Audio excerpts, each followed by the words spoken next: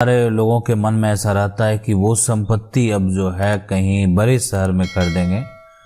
Property में ज़मीन हो या कोई कॉमर्शियल प्रॉपर्टी हो, कोई वो अपार्टमेंट में फ्लैट खरीदते हैं। लेकिन जो प्रॉपर्टी का सेल का रूल है, यानी अगर आप वो नहीं जानते हैं तो आपके साथ धोखा हो सकता है।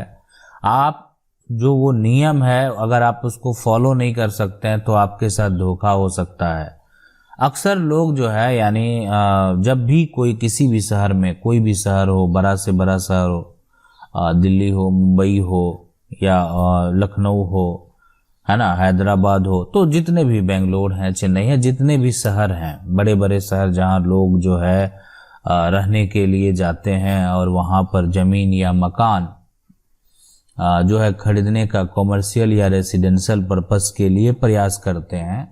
तो वो करते क्या है। सबसे पहला है कि अक्सर अभी क्या होता है, अभी सोशल जो मीडिया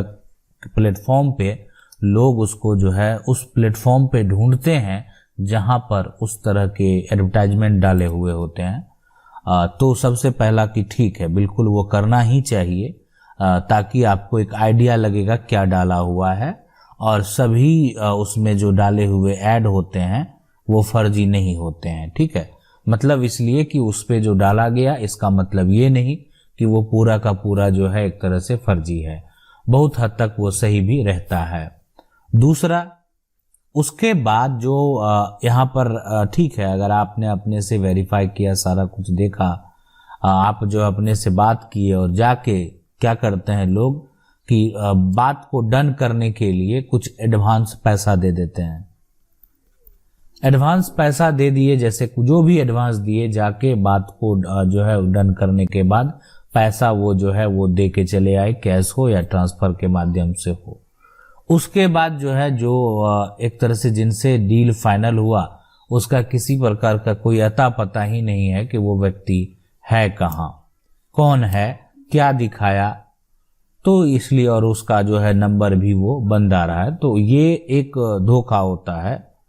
उस व्यक्ति के लिए जो व्यक्ति सिर्फ जो है अपने से गए, सारा विजिट किए, देखे, बात किए, हर चीज को समझे, और जाके जो है एक तरह से एक अमाउंट जो है उसको पे कर दिए। सिर्फ जो बोलते हैं कि जब एक तरह से कॉन्ट्रैक्ट को जो है फाइनल करने के लिए। अब सवाल उठता है कि लेकिन अगर आप जो ऐसा नहीं करेंगे तो आप क्या करेंगे। देखें, सबसे बड़े जो यहाँ पर कार्य ये है कि जो कॉन्ट्रैक्ट है, ठीक है, कॉन्ट्रैक्ट जो है ना, कॉन्ट्रैक्ट के लिए कानून है। तो कॉन्ट्रैक्ट जो है उसमें अगर यहाँ पर ये मस्ट है, अगर आप कोई भी प्रॉपर्टी को खरीदते हैं, ठीक है, तो ये मस्ट है कि ये दो के बीच में होना चाहिए, वो है सेलर एंड बायर, मतलब विक्रेता और जो। तो ये बात तो स्पष्ट हो गया कि यहाँ पर कि जो सेलर है और जो बायर है उसके बीच में एक कॉन्ट्रैक्ट जो है वो साइन हो गया। आप ठीक है, आप शहर जा रहे हैं, आप नहीं जान रहे कि ये किसकी प्रॉपर्टी है जिसको आप खरीदने जा रहे हैं,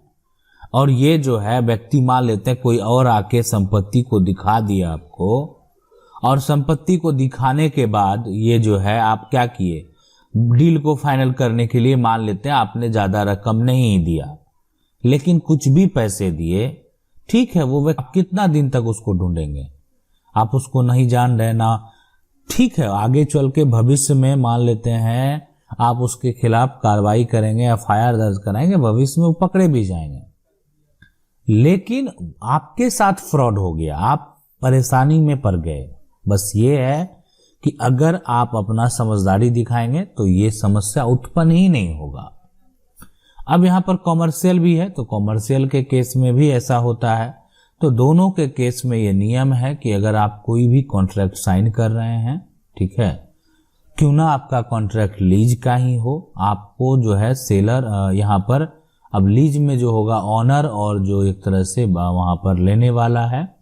उसके बीच में वो कॉन्ट्रैक्ट साइन होगा। यहाँ पर जो सेलर है और जो बायर है उसके बीच में कॉन्ट्रैक्ट जो है वो साइन होगा। अब वो जो कॉन्ट्रैक्ट बनता है, जो वो एग्रीमेंट बनता है कॉन्ट्रैक्ट में, बनता है कॉन्ट्रैक्ट में, है ना, कॉन्ट्रैक्ट जो तैयार होता है उसमें होता क्या है ना,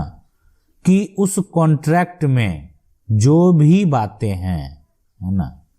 आपका क्या, आपने क्या खरीदा, इस प्रॉपर्टी का नंबर क्या है ना, ये प्रॉपर्टी कहाँ है,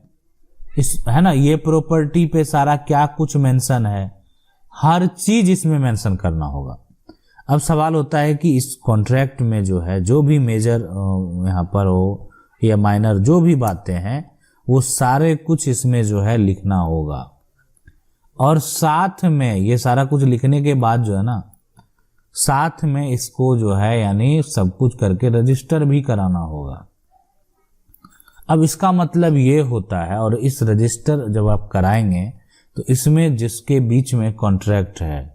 जो मान लेते हैं सेलर है, जो एक तरह से बायर, उसमें दोनों का आइडेंटिटी मतलब एक पहचान जो है वो भी जाएगा, फोटोग्राफ जाएगा,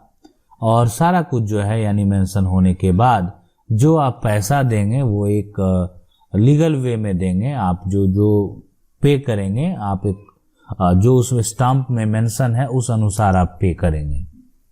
तो ये एक तरीका होता है जो आप खुद से भी कर सकते हैं, नहीं तो एक विकल्प ये भी होता है कि हम जो है अगर खुद से करने में सक्षम नहीं है तो किसी भी शहर में प्रॉपर्टी को डील करने के लिए प्रॉपर्टी डीलर भी होते हैं। अब जो वैसे डीलर हैं जो रजिस्टर्ड हैं और जो अपना काम सही से करते हैं, उनका एक बेहतर बिल्कुल वो जो है लोगों के साथ वैसे लोग जो है वो अन्याय नहीं करते हैं, जो कि अपना वर्क मार्केट में अपना एक पहचान बनाए हुए हैं। तो आप जो है उनसे भी जो है एक तरह से करके जो उनका बीच का कमीशन हो वो कमीशन सिर्फ आपको देना होता है, और साथ में जो है आपको प्लॉट दिखाएंगे और वो हर चीज को जो है बताने का प्रयास करेंगे कि ताकि आपके साथ धोखा नहीं हो। लेकिन फिर भी आपको सतर्क रहने की जरूरत है। आप जो है अगर जो भी है, आप जब तक आपका एक रजिस्टर एग्रीमेंट तैयार नहीं हो, है ना, फिर एग्रीमेंट के हिसाब से आप जो है सारा प्रोसेस को जो भी एग्रीमेंट में लिखा हुआ है, अब एग्रीमेंट के फर्स्ट दिन हो, एग्रीमेंट के लास्ट दिन हो, तो इस तरीके से भी आप अपना सारा कार्य जो है वो कर पाएंगे, किसी प्रकार का समस्या उत्पन्न नहीं होगा। अब रही बात, मान लेते हैं बहुत लोग क्या करते हैं, खरीद तेज नहीं है, लीज पे ही डॉक्यूमेंट तैयार करते हैं। तो लीज के लिए आप भी किसी को अगर पैसा देंगे तो आपका बीच का जो कॉन्ट्रैक्ट है, लीज का जो एग्रीमेंट है वो तो तैयार होना चाहिए। अगर मान लेते हैं कि जो लीज का एक तरह से एग्रीमेंट तैयार नहीं है तो आप किसको पैसा दे देंगे, ठीक है। बाद में मान लेते हैं वो लीज आपके नाम पर जो है वो नहीं किया, तो इस तरीके से लीज का जो डॉक्यूमेंट है वो जरूर बना लें। और साथ में लीज में जो अगर बात करें नियम की, तो आप 12 साल से लेकर मतलब 12 माह से लेकर मतलब जो आपका 1 साल है, 1 साल से लेकर 99 जो है यहाँ पर साल तक के लिए जो है आप लीज का एक तरह से जो मैक्सिमम पीरियड है वो आप तैयार करवा सकते हैं डॉक्यूमेंट। अब रहा कानून की बात अगर, तो हमारे देश में लीज के लिए भी बहुत सारे जो है वो कानून है, और यहाँ पर जो लीज के लिए जो नियम है वो इंडियन